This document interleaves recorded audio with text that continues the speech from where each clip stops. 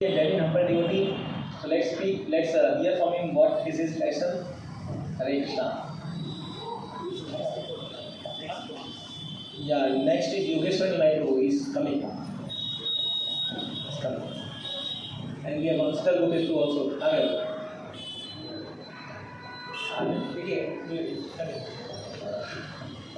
हरे कृष्णा। तो सभी प्रभु जी को माता जी प्रणाम। तो बहुत अच्छा अरेंजमेंट है ये। मतलब अगर हम चाहते किसी के बारे में जानने के लिए पहले तो हम पूछते नहीं हैं और कोई बताएगा भी तो हम सुनते नहीं हैं। तो बहुत अच्छा अरेंजमेंट है, सब लोग अपना बता रहे हैं और शायद हम लोग साथ में रहे इतना नहीं जान पाए, अभी इतना जान पा रहे हैं। एक दो साल साथ में भी रहते इतना जान नहीं पाए थे, अभी ज़्यादा जान गए। तो बहुत अच्छा अरेंजमेंट है ये। तो ये वॉइस का जो प्रकल्प है राजेश हमको चालू किया, बहुत अच्छा है क्योंकि दिख रहा है हमको, रिजल्ट दिख रहा है। बहुत सारे ब्रह्मचारी हैं, अच्छे ब्रह्मचारी बनते हैं वहाँ से और अच्छे गृहस्थ निकलते हैं।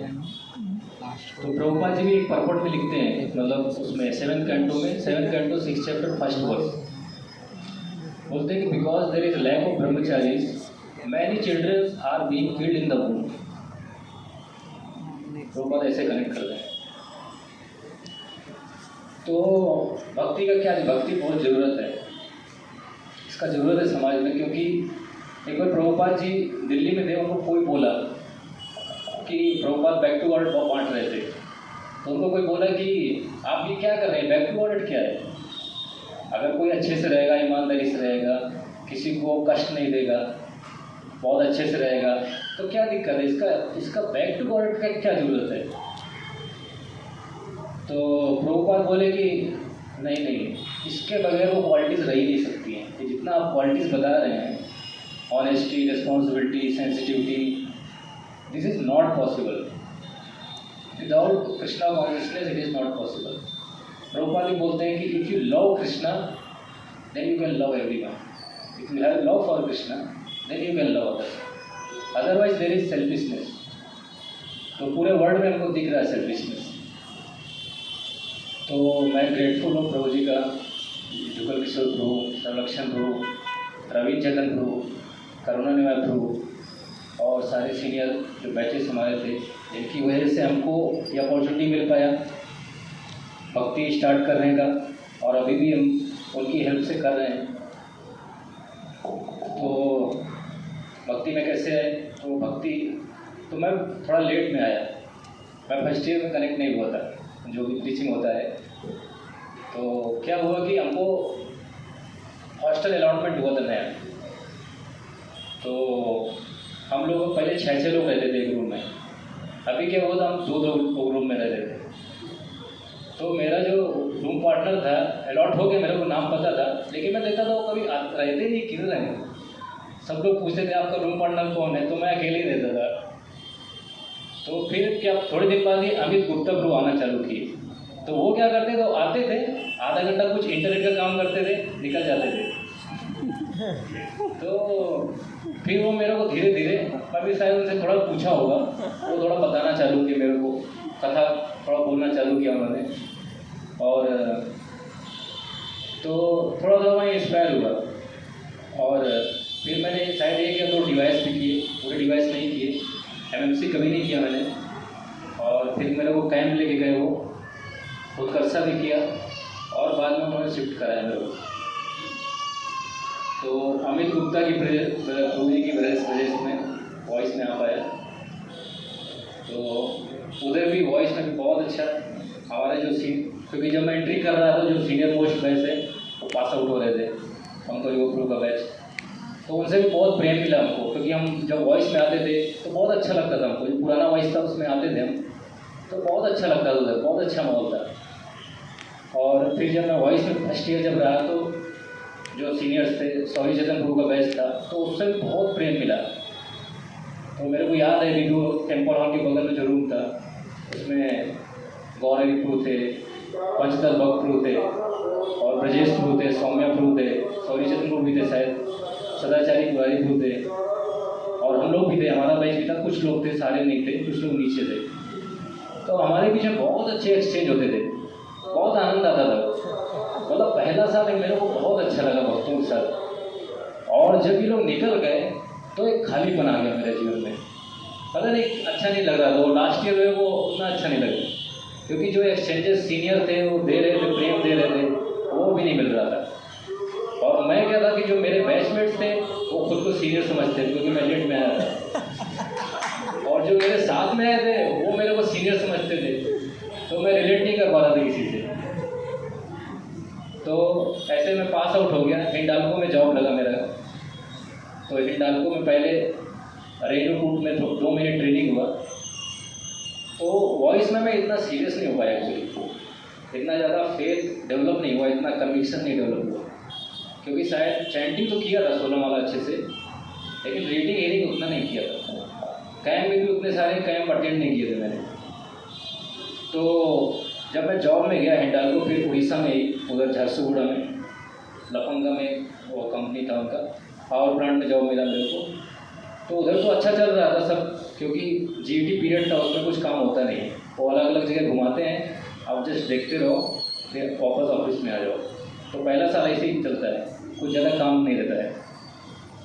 तो लेकिन मैं भक्ति नहीं कर रहा था। भगवद गीता पढ़ता था थोड़ा थोड़ा, कभी शायद कुछ माला करता था, लेकिन मैं भक्ति छोड़ दिया, भक्ति नहीं कर रहा था। और वही जो मेस था उसमें जो लोग वो बनाते थे, वो नॉनवेज भी बनाते थे और वेज भी बनाते थे, तो मैं खाता, मेरे को इतना प्रॉब्लम नहीं होता था उसमें। I was not having any problem. तो लेकिन एक मन में ऐसा था, प्रसाद का कमी महसूस हो रहा था मेरे को कि प्रसाद नहीं मिल रहा है। और ये भी था कि यार लाइफ तो ऐसे निकल जाएगी, अभी हिंडाल्को में आ गए यहाँ तो पूरा लाइफ निकल सकता है, और अभी पेरेंट्स शादी भी करा देंगे और पूरा लाइफ बिना भगवान के निकल सकता है। तो मेरे को क्या, तो एक अंदर से आवाज़ भी आ रही थी, कुछ तो करो, कुछ तो चेंज करो। तो फिर एक अपॉर्चुनिटी मिला मेरे को, वृंदावन गुरुकुल में एक जॉब का वैकेंसी था। तो मेरे फ्रेंड्स वहाँ पहुँच गए थे। तो मेरे स्कूल के जो 2 फ्रेंड्स थे वो भी भक्ति में आ गए, एक कानपुर में जुड़ गया, एक को NIT औरंगाबाद मिल गया। तो वो लोग पास आउट होके, पता नहीं वो लोग जॉब, शायद थोड़ा बहुत जॉब किए, वो लोग वृंदावन पहुंच गए। तो वो लोग जॉब कर रहे थे, तो वो बोले कि वैकेंसी आप आ जाओ। तो मैं भी, इतना मन नहीं हो रहा था मेरा, लेकिन वो बहुत इंस्पायर की। और मेरे बचपन के दोस्त थे, तो वो भी एक इंस्पिरेशन था। तो मैं कैलकुलेशन किया पूरा, क्या क्या होगा, मतलब अभी इसमें क्या मिल रहा है, उसमें क्या मिल रहा है। तो फाइनली मैं गया उधर इंटरव्यू देने के लिए, डेमो देने के लिए गया। तो 12th के बच्चे थे, उनको डेमो दिया मैंने और सिलेक्शन हो गया मेरा एज ए मैथ्स टीचर और 11th-12th। तो उधर पढ़ाना चालू किया। तो उधर कुछ दिन के बाद वो बोले कि नहीं, अभी वो लीला पुरुषोत्तम को बोले कि जो डायरेक्टर हैं कि अभी थोड़ा आश्रम टीचर एक तो चले गए हैं, तो आप उसका जॉब कर सकते हैं क्या। मैंने कहा ठीक है, कोई दिक्कत नहीं।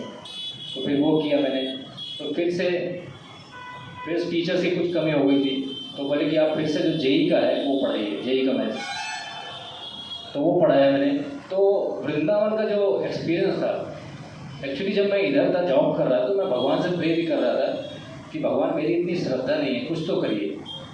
तो भगवान ने वो अरेंजमेंट दिया मेरे को। तो वहाँ मेरे को बहुत अच्छा एसोसिएशन मिला।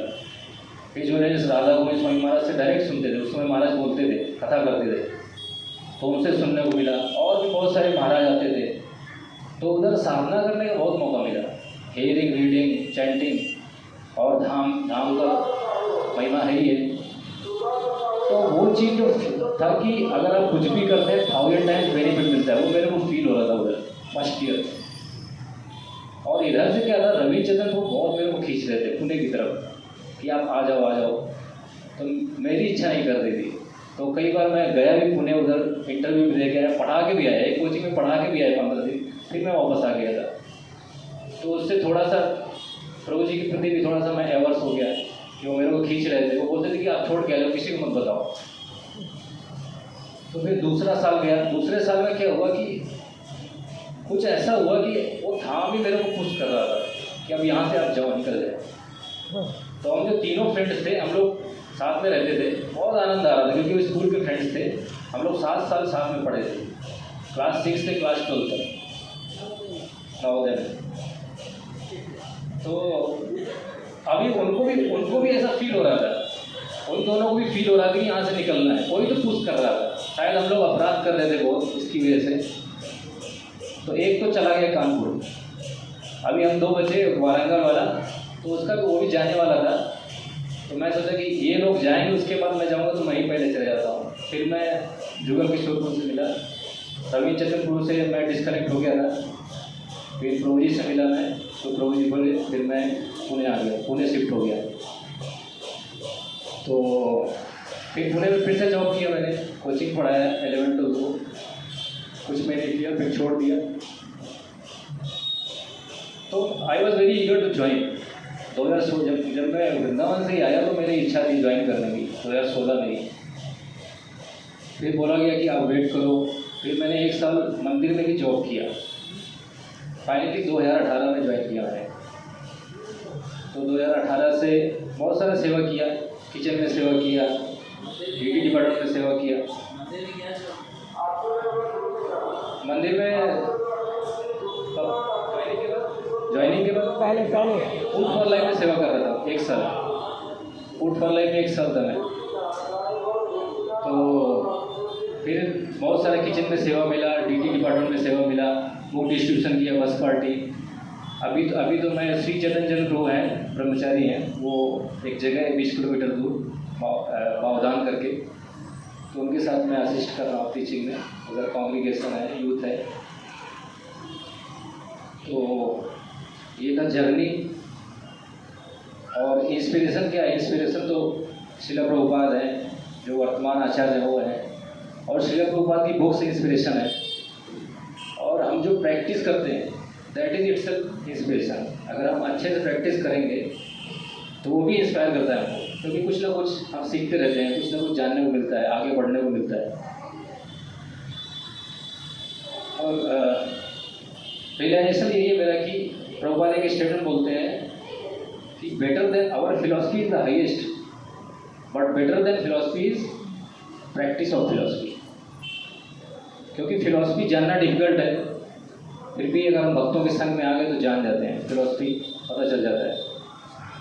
और फिलॉसफी पता चलने के बाद उसको बोलना भी, उसको एक्सप्लेन करना भी डिफिकल्ट है, लेकिन वो भी प्रैक्टिस से आ जाता है।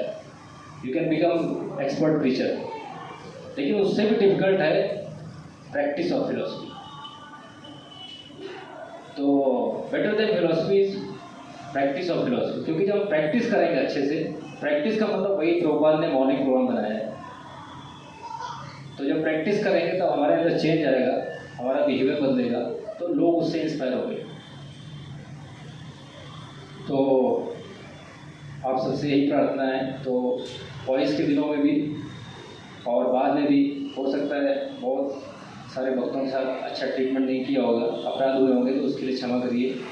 और ये जो प्रैक्टिस ऑफ फिलॉसफी है उसको मैं ठीक से कर पाऊँ, उसके लिए आशीर्वाद दीजिए, ताकि प्रभुपाद की सेवा में एक अच्छा इंस्ट्रूमेंट बन सके। हरे कृष्ण। जय हो।